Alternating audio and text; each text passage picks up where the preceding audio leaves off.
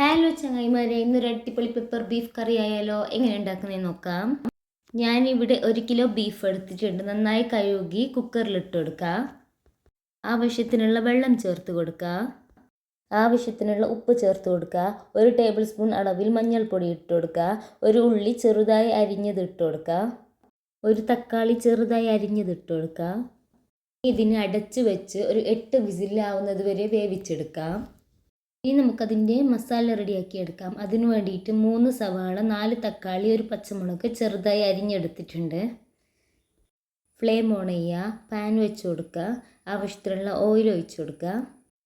ഇതിലോട്ട് സവാള ചേർത്ത് കൊടുക്കുക. ആവശ്യത്തിനുള്ള ഉപ്പ് ചേർത്ത് കൊടുക്കുക. എന്നിട്ട് അടച്ച് വെച്ച് നന്നായി ഒന്ന് വേവിച്ചെടുക്കണം. സവാള നന്നായി വെന്ത് വന്നിട്ടുണ്ട്. ഇനി നമുക്കിതിലോട്ട് പച്ചമുളക് ആഡ് ചെയ്ത് കൊടുക്കുക. ആവശ്യത്തിനുള്ള കറിവേപ്പിലയും കൂടി ആഡ് ചെയ്ത് കൊടുക്കുക. 2 ടേബിൾ സ്പൂൺ അളവിൽ ഇഞ്ചി വെളുത്തുള്ളി പേസ്റ്റ് ചേർത്ത് കൊടുക്കുക. എല്ലാം കൂടി നന്നായി വെന്ത് വന്നിട്ടുണ്ട്. ഇനി അതിലോട്ട് തക്കാളി ആഡ് ചെയ്ത് കൊടുക്കുക. വിസിൽ മാറ്റിയിട്ടുണ്ട്. ബീഫ് നന്നായി വെന്ത് വന്നിട്ടുണ്ട്. ഇനി നമുക്ക് മസാലയിലോട്ട് വെള്ളം വാർന്ന് ബീഫ് മാത്രം ഇട്ട് കൊടുക്കുക. ആവശ്യത്തിനുള്ള മീറ്റ് മസാല ചേർത്ത് കൊടുക്കുക. ആവശ്യത്തിനുള്ള ഗരം മസാലയും കൂടി ചേർത്ത് കൊടുക്കുക.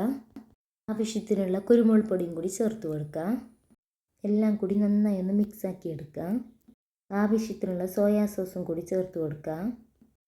ആവശ്യത്തിനുള്ള വെള്ളം ചേർത്ത് കൊടുക്കുക. ഒരു പിടി മല്ലിയില ഇട്ട് കൊടുക്കുക. നന്നായി ഒന്ന് തിളപ്പിച്ചെടുക്കണം. നല്ല അടിപൊളി പെപ്പർ ബീഫ് ഇവിടെ റെഡി ആയിട്ടുണ്ട്. എല്ലാവരും ഒന്ന് ട്രൈ ചെയ്ത് നോക്കുക. Bye bye.